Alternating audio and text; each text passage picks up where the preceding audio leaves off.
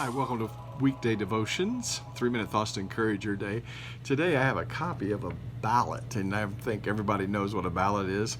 If you voted at all, it looks something like this in our county. And this ballot, of course, is a place where we can make choices and endorse those people we believe we'd like to see as leaders in our area. When I think of a ballot, I think of a choice being made, a decision being made. And a lot of people don't realize that there are decisions that we make every day that are so critically important to our walk with God, especially our decision whether or not to believe on the Lord Jesus Christ.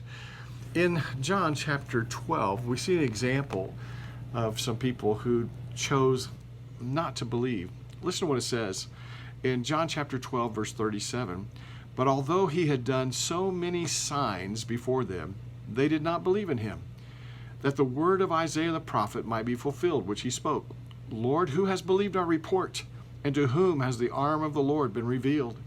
Therefore they could not believe, because Isaiah said again, he has blinded their eyes and hardened their hearts.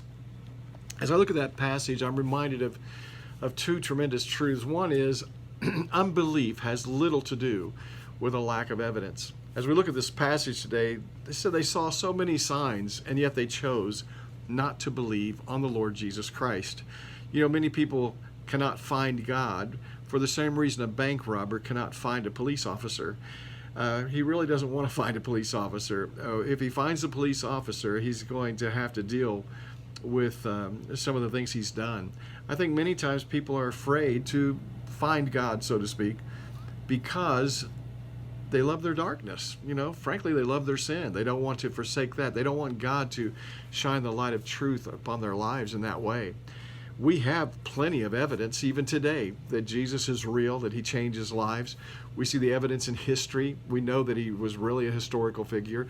We know in archaeology there's evidence that Jesus lived and the Bible is true. There's evidence in science and prophecies, fulfilled prophecy. I mean, there's no other so-called sacred book in the world that has fulfilled prophecy where God prophesied this and it came to pass exactly the way he said it would.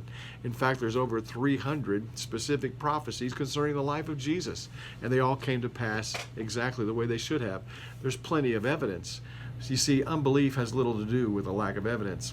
Unbelief is a deliberate decision with grave consequences. God gives all people revelation of himself through creation, through the gift of life. The very fact that we have life on this planet is a demonstration of God's creative abilities to produce life. No one else can do that, but God has. We have a sense of conscience within us. We sense right and wrong. We sense truth and falsehood. We sense good and evil. That is evidence of God's image in us, showing us that we are created in his image. God has given all of us a certain amount of life, and most of us have even more light than just creation and consciousness and life. We have the light of the Bible. We have the light of the gospel. We have churches on so many corners in America and other places. God has given us more light. You see, when we respond to the light, he gives us more light. When we reject or react to the light that he's given us, the truth, the revelation he's given us, it pushes us into greater darkness.